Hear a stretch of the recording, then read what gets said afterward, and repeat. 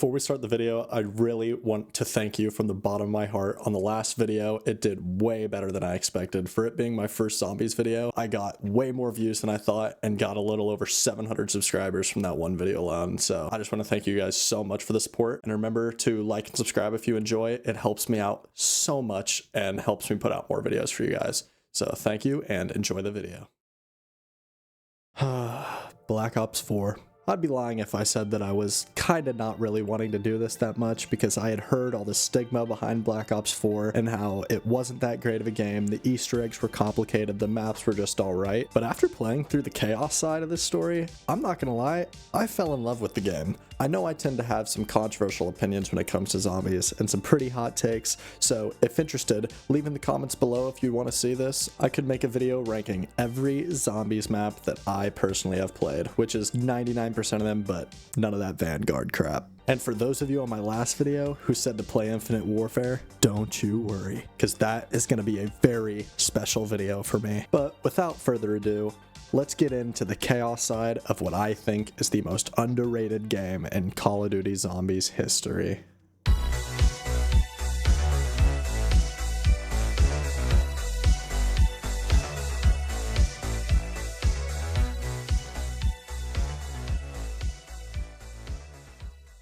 I just want to give a quick shout out to Joltz because his Easter egg guides made this way easier. They're the best in the biz. I'll link them down in the description. If you want to go do them yourself, I highly recommend you follow those videos. But let's get into the first map.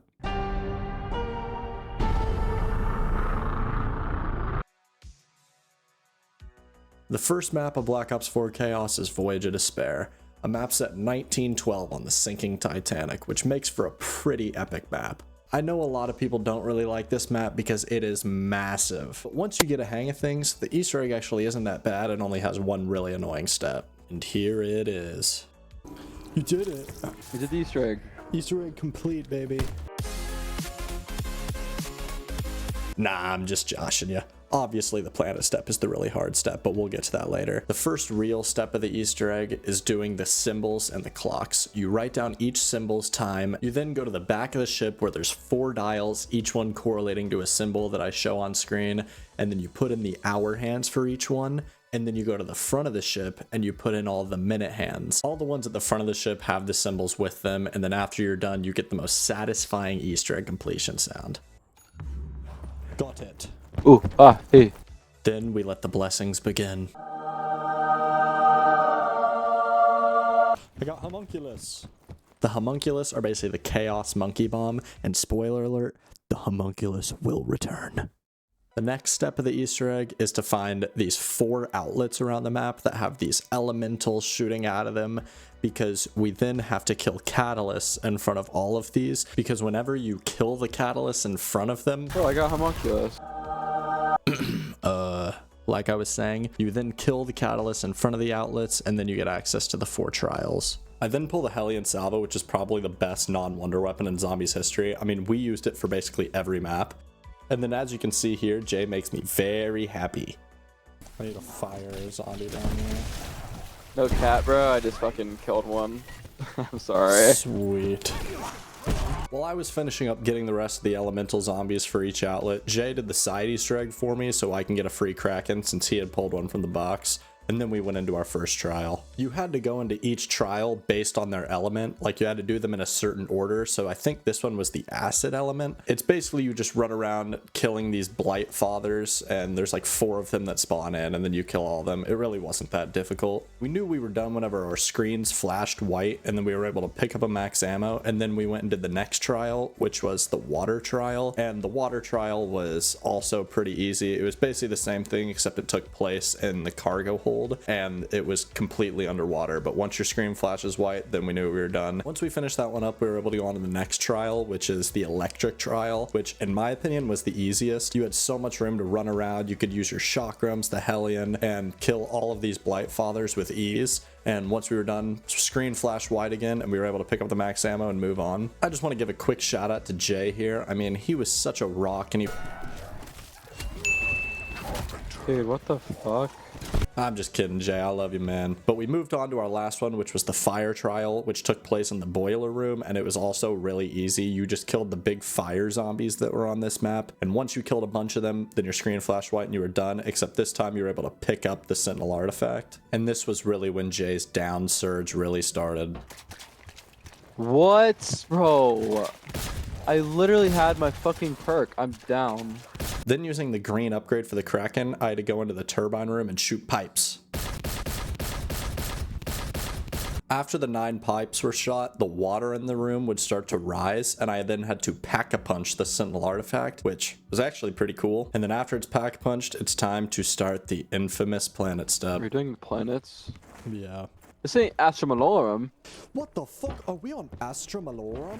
The first real part of the planet step is running around and picking up these symbols, which I'm not going to show all of them because there's a lot of them, and I think that'd be really boring. Down in the cargo hold, there are these planets that you can go up and activate, which will show you an order of planets, and then you have to shoot the planets out of the sky and then pick up a correlating blue orb for each planet. And yes, I seem to be an optimist whenever it comes to zombies, but this step was not fun. It took me like 4 tries to get them because some of the planets just look the exact same and it's really hard to tell them apart, and it's just overall a complete shit show. There's even one planet like Neptune which you have to snipe out of the water, and if you're using the Letta I'm using, like the Hellion and the Kraken, it is super hard, so I had to use Jay to have his bullet weapon to get it. After getting all the planets, you then move on to the iceberg step, which is a pretty cool step. You basically have to make your way from the front of the ship to the back of the ship while breaking these mini icebergs that are in the way, but it's pretty easy. You can just use your specialist or the Kraken,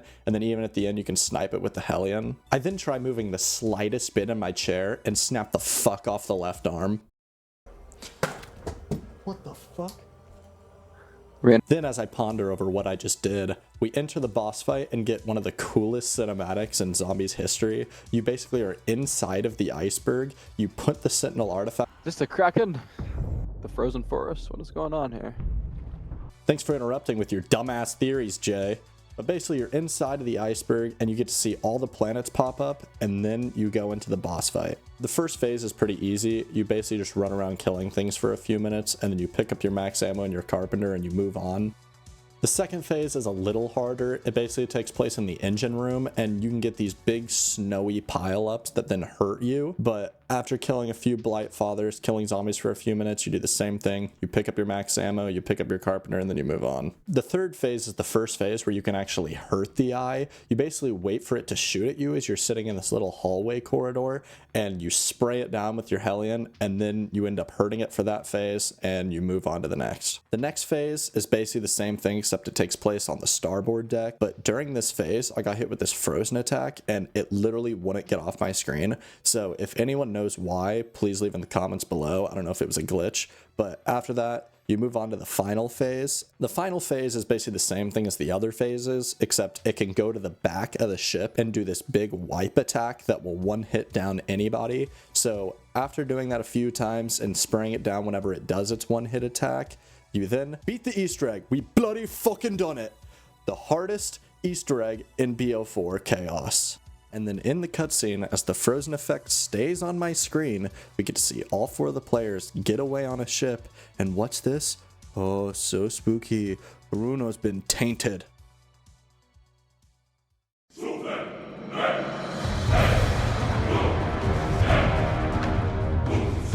Welcome to the arena. I think 9 will always have a special place in my heart, because this was one of the most nostalgic maps and most fun maps to ever play casual on, and it was overall just a...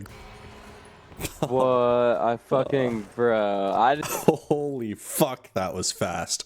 But I ended up getting the Hellion and hitting the box a few more times. Pack Punch on this map is super unique, where you have to go to each god's statue and kill something and then put their heads down to activate Pack Punch. The start of this Easter egg, however, is so AIDS. You have to get a skull by finding a random one with a symbol, get one of the big guys to attack the totem and spawn, pick up wood, You then have to get the wonder weapon on the map, whether it's from the side Easter egg or not, and use it to shock the skull in this grinder, pick up the grinded dust, put the wood that you got above a flame, and then I'm not kidding you, get your crowd affinity so low that the fucking crowd will throw shit at you. Yeah, shit. Then after waiting 2 full rounds, you can pick up the wood from above the flame and then put all those ingredients in a bowl and then wait another 2 full rounds and pick it up. Then you take this shitty mixture and put it at the bottom of the Danu tower, and you guessed it, wait another 2 full rounds, then kill a firebomb zombie. Fuck. Then you have to try to activate the shitty mixture. I'm gonna die. Fuck. Jay, just let me talk, man. Stop going down.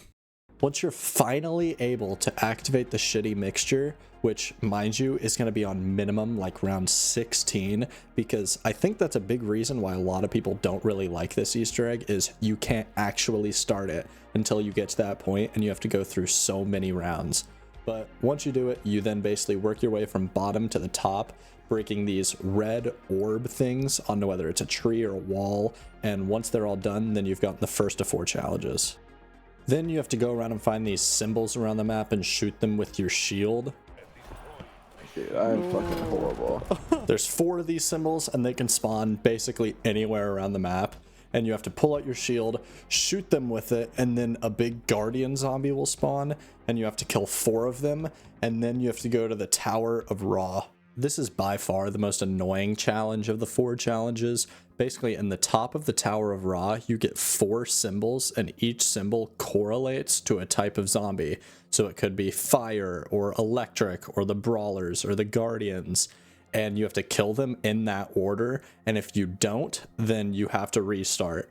Then you have to do it a second time, and this time there could be a Blight Father that spawns in, and we ended up getting one, and that just makes it hard. Again, no crap, bro. Yep. It is absolutely impeccable how much I'm getting cut off here. Thanks, Jay. Basically, you have to go to the bottom where it teleports you, and you get put in this little lockdown section, and you have to shoot 4 of these spiral things that are all in the underparts of the tunnel. And once you shoot 4 of them, then they all go up in the spawn.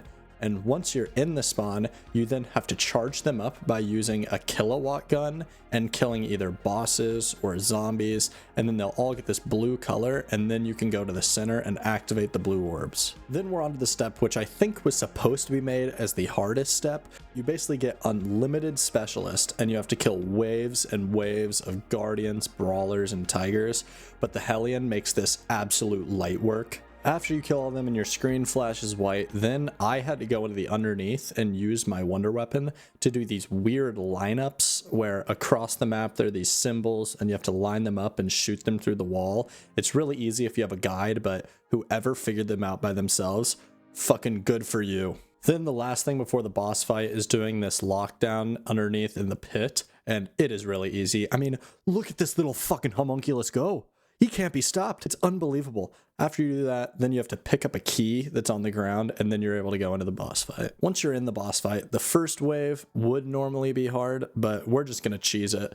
With the Circuit's Kiss, you can spam your reload button and shoot at the same time, and it'll do this crazy fast jitter fire. Then, as we watch Jay get absolutely fucking mauled by a tiger, then the elephant comes out, and this thing is actually pretty difficult. You basically have to spray into it. Oh. It's dead. It's alright, because that's the first of 2 elephants, and the second elephant is way harder. That's the boss elephant. It breaks through the wall in this epic fashion, and you try to spray it down as much as you want, and it's dead as well.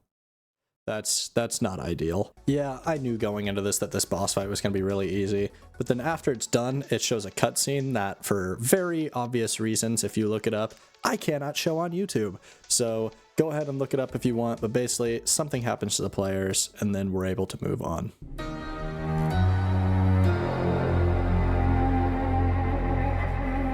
All right, Jay, here's what we're gonna do. You're gonna show me a willy. For the Easter egg? It's a part of the Easter egg, bro. Dead of the Night was a map that I hadn't ever played before we did this, and I ended up coming out of it being a pretty big enjoyer of the map. A lot of people hate it for some reasons that I'll end up getting onto later, but the very first thing you do is you spawn in, you open up a couple of doors, and then you have to activate the Sentinel artifact, which then opens up some more doors for you. Then, as a part of getting Pack-a-Punch, you have to go around the map and find 3 of these crystals. So the first one will show some sort of painting or item. The next one is going to show a perk that you have to go to, and then the last one is going to show a random clock around the map. Very quickly, I noticed in the game that the character I was so fucking annoying. Down here, Oh my god. He won't. Shut up. I'm going to turn off dialogue volume. So because of the visions and the crystals, the first challenge I do is I find my clock, and you basically have to stand in it until it counts up to 12. And then you can go in and grab your first tuning fork. The second challenge I'm gonna do is the painting step, where I find my correlating painting that I got from the vision, and then you basically have to escort it to somewhere in the map, and then it'll give you your second tuning fork. The last challenge is always gonna be in the same spot. You basically have to go to this perk location in the graveyard, where you then get to face off against the vampires for the first time, and it's a really cool boss. But after you kill them, then you get your third. And a huge part of this Easter egg and why people don't like it is you have to find about 1 million part locations, and I'm just not going to show those because there's a lot to get. But I basically built the silver bullets, and then you take the tuning fork and you have to kill a werewolf that spawns in with the silver bullets gun, and it drops a piece for the upgrade for the wonder weapon. Then by finding some symbols, I can do a short Easter egg quest to get the wonder weapon. So I get the wonder weapon, and then you have to look back into the crystals and find 3 things, which are going to be the 3 challenges for the Easter egg, but they're pretty difficult, so you can't do them that quick. But I look through 2 of them, and then Jay finds the 3rd. So for the first challenge, you have to do a couple of things, and the first one is me and Jay shoots this Tesla coil with our silver bullets. Then I get some wood for a later step in the Easter egg, but you basically have to go back to the spawn room, in which there will be 3 of these little boxes that you have to turn. So as you can see here, you basically have to start at the far left one and do it until it reflects the blue light off of the mirror. Then you go to the far right and you have to turn it until it reflects the green light off of the mirror. Then you do the middle one until the red goes off of the mirror. And the last one, you basically just turn it until it all activates itself. And then you'll see the head start to melt off and it'll fall into the middle of the spawn room, which is pretty cool. Now we're on to the infamous scratch step, which I'll try to explain. You find your symbol, then you find scratches in the room with the symbol, you add them together. So this one was 11, so I thought, oh, omega equals 11. And once you get 3 symbols with their scratch marks, you then have to go to this dial in the laboratory and knife them in order of least to greatest of scratch marks in each symbol. After you get all the symbols right and put them in from least to greatest, then the telescope will start to move. And then you have to go over to this wheel and spin it until you then have to bash it with your shield and it'll keep it in place.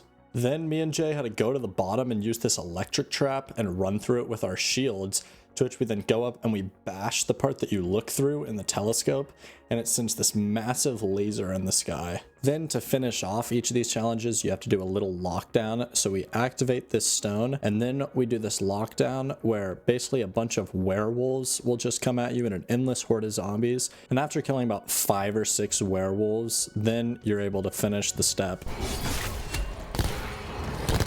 Jay out here going back to back like he's MJ. But then you activate the stone and then you pick up the max ammo. Then while I was off on my own trying to upgrade the chaos theory, I then took a pretty unfortunate down, but Jay came in some pretty crazy clutch and got me with like 1 second left. If I would have bled out here, we would have been fucked. And so thank God. After I finally got the upgrade, I then had to go to the graveyard and find a gravestone with 1912 on it with my character and activate it. That spawns this like tribute thing, which I then have to use a charge shot and make sure it's fire, and then hold F while I'm on this tribute, and it puts me in the Mob of the Dead afterlife in a pretty badass sequence, and it gives you the iconic Afterlife noise from Mob of the Dead itself. Once you're in Afterlife mode, you basically have to run around the map until you find a ghost at a certain spawn location, and if you take it to the graveyard, then it'll spawn in another stone, to which then you can do the second challenge. This second challenge is basically the same thing as the first challenge, where you hold onto the stone and then a bunch of werewolves will spawn, but this one's way easier because you can just activate the trap and then use the Alistair's Annihilator to shoot charge shots on the other side, and everything has to come through one way, and so you just let all the werewolves funnel in and then you activate the stone and grab your max ammo. For the last challenge, you basically have to get your hands on 3 jewels, so you activate fire traps and run through them with your shield, and then you have to bash fireplaces in a specific order, and then the last fireplace will give you a gem, and once you do that in 3 different locations, you'll end up getting the 3 gems, to which you then have to take to 3 nights around the map. This step I think would suck solo, because once you put the gem in the night, you then cannot sprint and you have to walk it to the middle of the map, and once you get to the middle of the map, then you leave it there, go to the next gym, get the gem, walk it to the middle, and then once you get all 3 gems in the middle, you then have to take it to the Pack-a-Punch forest near where you used the tuning forks and put them in these 3 little ritual circles. After you put all of them in their ritual circles, they'll then turn into these little ghostly knights, to which you then have to get like 5 or 6 kills and fill them up like it's a soul box. And once the soul box is filled up, it'll move a little bit closer to the Pack-a-Punch machine. And after you fill them up again near the Pack-a-Punch machine, then they'll go down into the middle, and you then have to wait for a werewolf. A werewolf will spawn in, and you have to kill it within the 3 nights, and then that will spawn in the final stone for the last challenge. This challenge is the same as the other 2, except this time it'll basically be just a shit ton of catalysts, but you kill all the werewolves like normal, do whatever you want, screen will flash white, and then you're able to go activate the stone again, get your max ammo, and then you're ready for the boss fight. I haven't really gotten the chance to talk about this, but I fucking love the fact that it says you won't come back from this whenever you activate the boss fight. It just gives it a million aura points and makes it way better. Once you do this, the stone rolls back, and then you get this really cool cinematic of the werewolf where it jumps into the middle of the map, and it shows you how it'll go invisible, and the only way you can see it is with its smoke trail. This boss fight basically has 3 phases. You have to use these statues to align the lights with a green square somewhere, and then the werewolf will charge you, and if it's in the green square, it will become visible. So I activate my free fire gobblegum with the Spitfire with the silver bullets and fully Pack-a-Punched, and it just absolutely shreds through this thing and gets it done in 1 phase. Then after killing some more werewolves and a bunch of catalysts, you then repeat the same thing where you move the lights, put it on the square, thing will charge you, and then you spray into it. And after doing it for the 2nd time, it's done. We beat the fucking Easter egg, baby. Since this was my first time really playing this map, I think this map is criminally overlooked. I thought that it was super fun, and I thought looking for all the part locations like just gave you something to do. There are obviously better Easter eggs out there, like Go Rod is a near perfect Easter egg, but I thought this map was very overlooked. Now on to the fan favorite.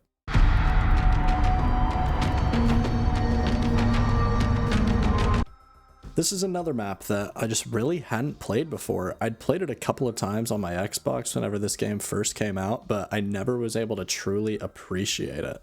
I'm not gonna lie, the first time we tried this, we failed pretty miserably, so I was pretty pissed off and didn't have the greatest opinion of it. Now that I've beaten the Easter egg, this map is truly great. There's just so many innovative things, like these skeletons where you have to kill them with headshots or else they'll break down and then respawn. There's Pegasus, which is just a really awesome side character for a map. And then there's Oracle with the challenges. In fact, the first real thing you have to do is you have to start challenges and do stuff like, I know my face cam's blocking it here. Oh my goodness! Wow, that is some raw emotion. But one of the challenges, for example, is take damage and recover health. So you basically just let zombies hurt you over and over. Jay took it too literal. Oh no! Also, if you use your Scepter of Ra and spam the button you use to pull it out, it'll do this crazy melee attack that does an unbelievable amount of damage. And so since my challenge was melee damage, I'm able to go pick up my legendary reward. Then to actually go to Pack-a-Punch, you literally get to ride Pegasus. And it's this whole cinematic thing where it takes you through the map, and then Perseus, which is the villain of this map, attacks you. It is one of the coolest ways to get to Pack-a-Punch in Zombies history. Once we're down in Pack-a-Punch, I then start on getting one of my elemental hands. So the first one I get is the Oranos, which is awesome, where basically you just stand in this little lockdown zone and you kill zombies. And then once you do enough, you can pick up the non-upgraded version. And then you take this non-upgraded version and you shoot zombies at these arrows, and then shoot the stones that come off of the arrows. And once you do it 3 times, you're then able to go down and do this little lockdown thing where you get to use some sort of trial version of the upgraded hand with unlimited ammo. And this hand of Oranos was by far my favorite. It was so fun to use. You basically could hold down your fire button and you'll do this massive wind charge. And after you kill a bunch of zombies with it, you're then able to teleport back, and then you now have the Hand of Oranos fully upgraded. Then while JJ was doing the red hand, which is the Hand of Charon, I was then able to start the lockdown for the Chimera hand, which is the same thing. You just kill zombies inside of this circle, and then this time you take it and you have to shoot these mirrors around the map, and the mirrors will do these crazy ricochets that'll come back to these little bowls that are next to the mirrors, and you have to melee the bowls and then take them all the way back to where you did the lockdown. And after doing 3 of these bowls and running back to the lockdown, you can then do your little trial version where you get to use the hand. But before I did the trial, I did the first real step of the Easter egg, which is you use the Eternal Flame and you knife it with the awesome shield of this map, and run around and knife 3 of these oil symbols on the wall. Once you knife them with the Eternal Flame, then they'll light up. And then after this, I went and did the Chimera hand trial, which is another badass hand. It basically just puts this massive beam of light from the sky. Like, I'm sitting there with one hand doing this. After it's done, just like the other one, you take the portal and you come back, and then you have the fully upgraded Hand of Chimera. I then started on the last hand, which is the worst hand, but you need it for 1 step later, which is the Hand of Gaia. So after doing a short lockdown, I then go over to these plants and shoot the red shards, and then it will drop a seedling to which you take back, and you do that 3 times. And while I did these seedlings, Jay went ahead and did the second step, which you need the Hand of Charon for, where you basically shoot it on the ground and then you shoot these statues that have blue eyes. And while you do that, a shit ton of skeletons are going to spawn in. But then after I did that step, I went in and did my final lockdown for the Hand of Gaia, where you basically can just sit in the back and spray it because it'll homing missile onto all of the zombies. So after it's done, same thing, hop in the portal, come on out, and you have the upgraded Hand of Gaia. I then start on one of the more annoying steps where you have to go around and shoot the walls out on specific parts that reveal gears, and use your shield to stop the gears on specific parts. And once all 3 gears are done, you throw it on one big gear in the middle, and all the statues will look at this gem in the center. The gem will raise up, all the lights will come down, and then you move on to the Gaia step. You basically use the homing effect of the Gaia hand to hit these marks that come off, and once you hit all of them, then one of the Giganese bosses will spawn in, and you have to use it to have a stun attack that will then knock this item you need out of a crystal. Once it's knocked out, I absolutely punish this son of a bitch with the Hellion Salvo. And then you have to take that item and put it in the statue of Ra. Then you go and grab the Hand of Chimera and you give it to the statue. And this starts probably one of the hardest steps in the history of COD Zombies Easter eggs, but we just cheese it. You basically have to defend the statue, and so instead of doing that, we train all the zombies so they can't spawn in, and then we take the item that you get from defending it and give it to the statue of Ra. And with this, we're able to move on to the sundial step, where you basically take this beam that you get from killing a Giganese, put it in the middle, and then you have to kill electric zombies on top of it, and then you have to time this wheel where the blue symbols will end up where the electric spot is, and then it opens up, and then you know you did it. After doing it a couple more times and it speeds up every time, you know it's done, all of them close, and the scepter goes into the little sundial, and then you start what I think is by far the best step of this Easter egg. You go to the amphitheater, and then depending on whichever upgraded hand you are using, lights will spawn in, and you either have to kill zombies up top with a single shot or stand in your circle and use charge shots to kill all the zombies. And all while doing this badass music plays in the background, and it is just one of the most satisfying steps in all of Call of Duty Zombies history. And after you do it, a bunch of points gets thrown at you, and then you're able to pick up your max ammo and move on. And then since I was Shaw in this game, I have to go up to this door that's by Pack-a-Punch and shoot these symbols in a specific order. Once I get all the symbols in the door, I then activate another in-game cutscene, which I just love about these maps.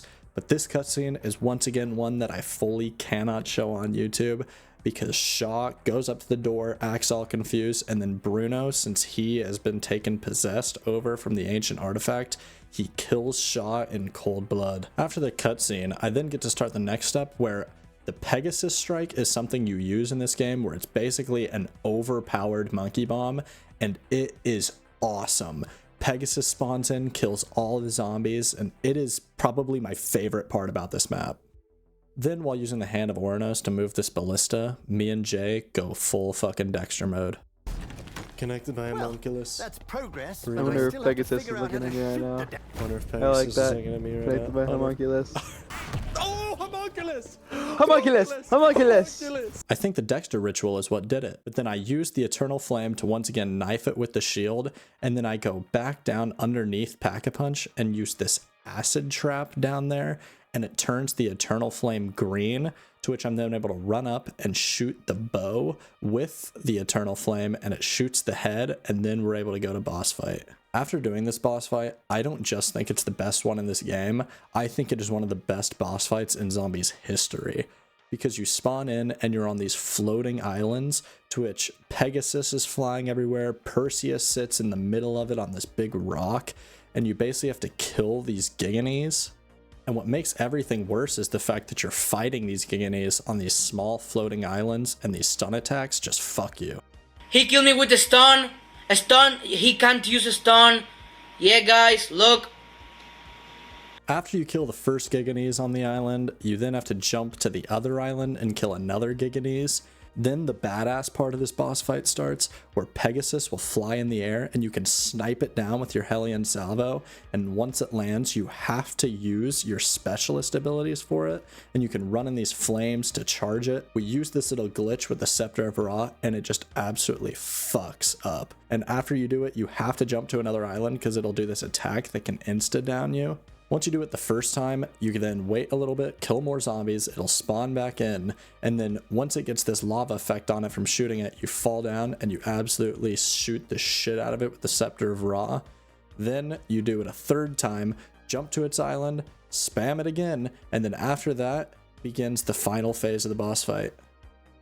In a really sad part, there's a little in-game section where Pegasus will fly up and Perseus will stab Pegasus in the chest, finally killing Pegasus, and then you have to fight Perseus himself. Perseus will do this little lightning attack that will then spawn him down, and he'll get these crit marks on his shoulder, to where if you just spray him down with the Hellion Salvo, he just doesn't stand a chance. And then he goes down, gets the same little lava effect, and if you spray him down with the Scepter of Ra, then that'll be one of the phases done. Once again, you wait for him to do that little electric thing. He'll teleport down, you spray into him into his crit spots, and then he'll go down, you stab the shit out of him with the Scepter of Ra, and then after a little bit, he'll say some quotes, and finally, he is dead. We've done it. Once he's finally dead, he blows up, and then he drops the Oracle key that we use to actually set Oracle free, and then once you grab that, You then move on to a just pure cinema cutscene. Basically what you do is Oracle, the one that was giving you the challenges and telling you where hands were during the game, you use the key and you set her free, but then she uses this knowledge off of Scarlet, including fucking seeing George Washington and shit. Then in a crazy ending, you see that Scarlet's father had been turned to stone, and it turns out that this whole time the Oracle was actually just Medusa. And with this is the end of the Chaos storyline. A storyline that I actually really enjoyed, and I know there's some hints in it in BO6, but I don't understand all that shit, but it ended off with an absolute bang in Ancient Evil. Thank you guys so much for watching this video. I really do appreciate it. If you sit down and watch this whole thing, it means the absolute world to me. If you can make sure to leave a like, leave a comment, tell me how I'm doing, or subscribe, it helps me out a shit ton. I know it's been a long time since I've uploaded, but I'm really looking forward to uploading more very soon. I know there were a lot of downs, but it's not like anyone was counting.